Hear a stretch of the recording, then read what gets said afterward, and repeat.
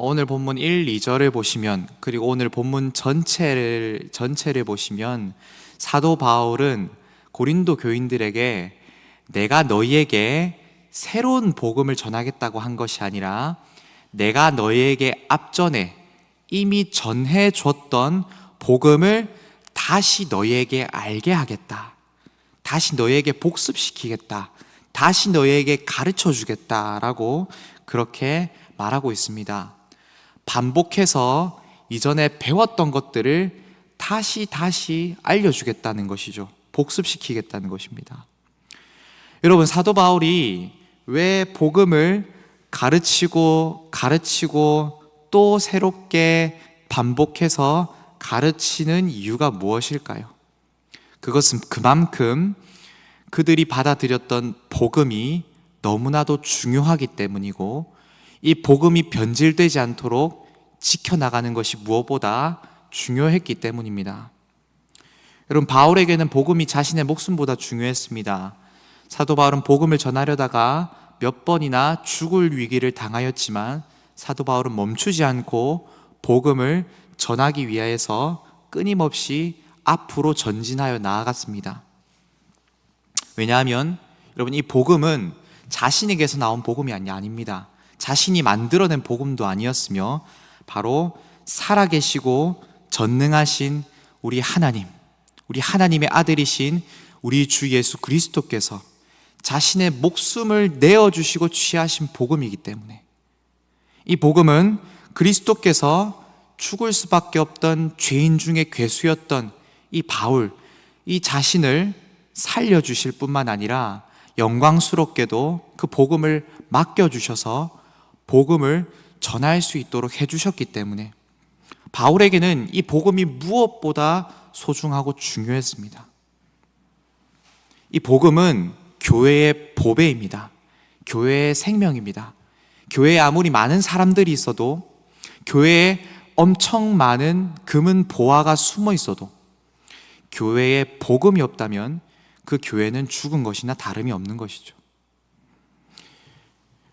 여러분, 사도 바울에게 그렇게도 중요했던 이 복음이 만일 교회 안에서 변질이 된다거나 아니면 잘못된 거짓 복음이 가르쳐진다거나 아니면 만약에 이 성도들에게 이 복음이 성도들이 복음을 잘 소화해내지 못한다거나 아니면 이 복음을 오해한다거나 아니면 이 복음을 부정해버린다면 여러분, 사도 바울에게 이것보다 더 속상한 일이 어디 있겠습니까?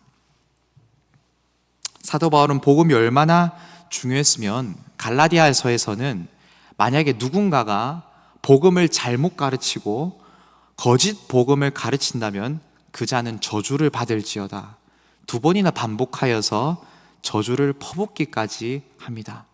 그만큼 복음의 가치를 알았고 복음이 변질되는 것을 그 무엇보다 중요하게 여겼기 때문에 사도 바울은 복음을 사수하기 위하여 또 가르치고 또 가르치며 복습하겠다라는 것입니다. 성도 여러분, 우리가 매주 듣는 설교의 내용은 다양한 주제들을 다루는 것 같지만 사실 그 설교의 주제의 핵심은 모두 예수 그리스도의 복음입니다. 여러분, 이 설교자는 그리스도의 복음이 교회 안에서 변질되지 않도록 끊임없이 순수한 말씀을 지켜내는 역할을 합니다. 그리하여 이 그리스도의 복음이 성도들의 삶에 잘 녹여들어서 성도들이 생명의 삶을 향유하며 살 수 있도록, 그래서 계속해서 성도들의 삶에 이 복음을 침투시키는 작업을 하는 것이죠. 여러분, 여기 강단에 서서 설교하시는 목사님들에게 가장 속상한 일이 무엇인지 아십니까? 그것은 바로 수없이 많은 복음을 전하고 가르쳐도 이것이 성도들의 삶에 잘 녹아들지 않는다는 것입니다. 누군가는 이 내용을 받아들이지 못하고요, 누군가는 자기 관점으로 이 복음을 이해해서 이상한 복음으로 받아들이기도 하고요, 또 누군가는 이 복음이 도대체 나와는 무슨 상관이 있는 거야? 하면서 이 복음의 필요성 자체를 느끼지 못하는 분들도 계시고, 누군가는 이 복음을 지식적으로 잘 이해하지만 삶으로 살아내지는 못합니다. 우리 담임 목사님이신 권수경 목사님께서도 많은 저서들을 냈지만 그 저서들이 말하는 중요한 역할이 뭐냐면요, 복음이 변질되면 안 된다는 겁니다. 그리스도께서 가르치셨던 이 복음이 과연 이 한국 교회와 이 세상을 살아가는 사람들, 현대를 살아가는 사람들에게 순수하게 다가오고 있는가, 아니면 변질되어서 잘못 다가오고 있는 것은 아닌가, 이것을 교정해주는 작업들을 모든 책에서 하고 있는 것을 보게 되죠. 그래서 이 설교자들은, 목사들은 무엇보다 이 복음이 성도들의 삶에 잘 녹아들지 않는 것, 변질되어 가는 것이 가장 속상한 부분입니다. 여러분, 무엇보다 우리 스스로도 잘 느끼고 있지 않습니까? 저도 설교자이기 전에 저도 한 성도로서 설교를 듣고 그것을 살아내야 되는 사람으로서 이 복음이 우리에게는 전혀 기쁜 소식으로 다가오지 않을 때가 많다라는 겁니다. 세상에 들려오는 수많은 뉴스들 속에서 우리의 마음은 오르내리죠. 가만 보니 그리스도의 복음이 아닌 세상의 소리와 세상의 복음이 내 마음을 움직여간다는 것을 우리는 느끼게 됩니다. 우리 마음에 예수 그리스도의 복음이 들어설 자리가 점점 사라지고 있는 것입니다. 그래서 이런 현상들을 보면 목사인 나의 책임일까? 아니면 목사인 우리의 책임일까? 너무 잘 못 가르치는 건 아닐까? 내가 기도가 부족했나? 많은 고민과 반성과 자책이 들기도 합니다. 그러나 한편으로는 끊임없이 그리스도의 복음을 변질시키고 성도들의 삶에 뿌리 내리지 못하도록 방해하며 그것을 가장 싫어하는 사탄의 존재가 우리 성도들의 삶을 방해하고 있구나라는 것들도 우리 설교자들은 느끼게 되는 것이죠. 그래서 무엇보다 설교자는 이 세움받은 강단의 자리에서 그리스도께서 소망을 붙들고 희생과 인내와 죽음으로 취하신 그 복음을 우리도 그리스도께서 하신 것처럼 똑같이 설교자들도 시간이 언제가 걸리든 여기가 최전선이요 전쟁터라는 마음으로 설교를 전합니다. 그렇게 이 자리를 사수하고 복음을 지켜내는 것입니다. 그것이 사도 바울이 고린도 교회를 향하여서 가졌던 마음이고 취하였던 모습이었던 것입니다. 그러므로 사랑하는 성도 여러분, 바라기는 이 복음의 말씀 듣기를 사모하시고 또한 이 복음의 말씀 듣는 자리를 사모하십시오. 그리고 설교자들을 위해서 기도해 주십시오.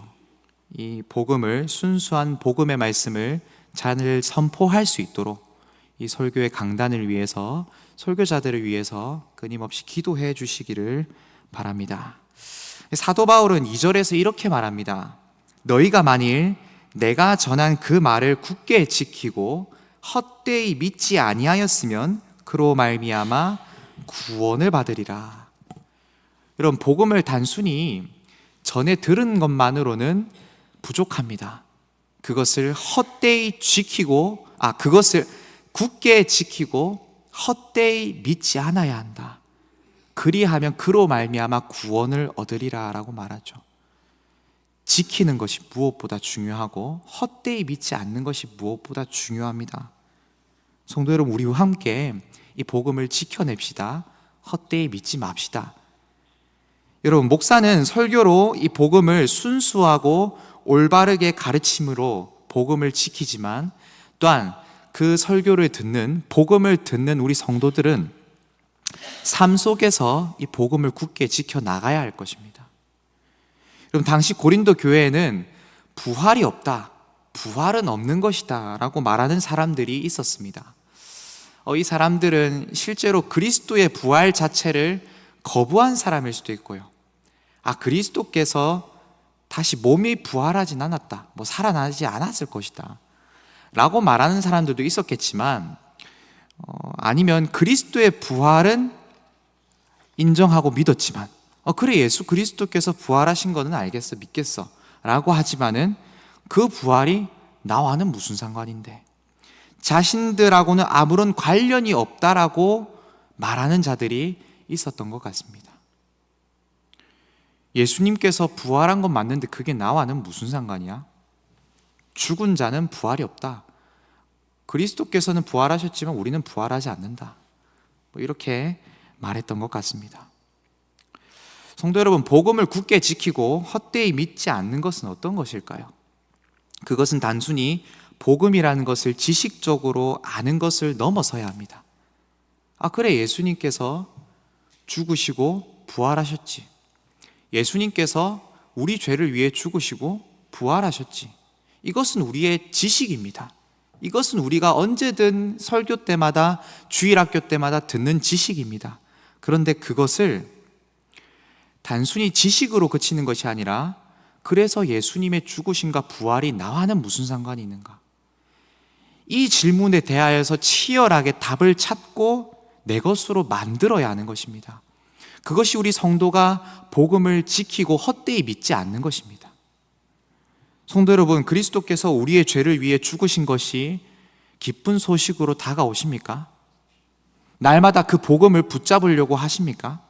끊임없이 내 안에서 밀려오는 정죄에 오히려 사로잡혀서 그때마다 복음으로 달려가야 하는데, 끊임없이 내 마음속에서 세상이 말하는 그 정죄 속에서, 그래, 나는 죄인이야, 나는 구원받지 못하는 죄인이지, 어떻게 하나님께서 나 같은 죄를 용서하시겠어? 라고 하면서 복음을 버려버리시지 않습니까? 아니면 반대로 내 죄의 심각성이 얼마나 큰 것인지도 모른 채 그리스도께서 내 죄 때문에 죽으셨는데 그 죽으심이 얼마나 엄중하고 무거운 것인지도 모른 채 그냥 복음을 지식적으로 알고만 있지는 않습니까? 여러분, 우리는 그 복음을 내 삶 속에서 치열하게 답을 찾고 찾아내면 내 것으로 만들어야 합니다. 그리스도께서 부활하신 것이 복음으로 다가오십니까? 사망 권세를 깨뜨리고 부활하신 그리스도의 그 부활 생명과 부활의 권능이 오늘 나에게 적용되어서 담대하게 나의 생을 두려움 없이 그 권능 의지하며 살아가고 계십니까?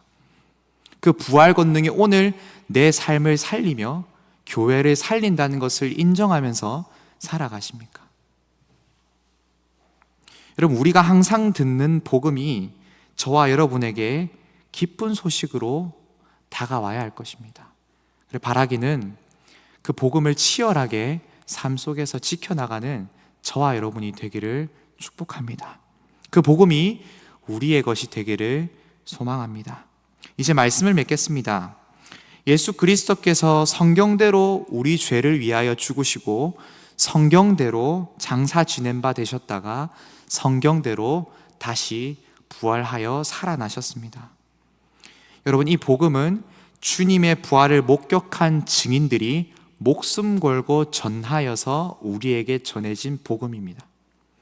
여기 있는 저와 여러분이 우리 일원동 교회와 우리 성도들의 삶과 생활에 이 복음의 진리가 다스릴 수 있도록 끊임없이 삶 속에서 지켜나가며 힘써 전하는 그런 저와 여러분이 되기를 주님의 이름으로 축복합니다. 우리 함께 기도하도록 하겠습니다.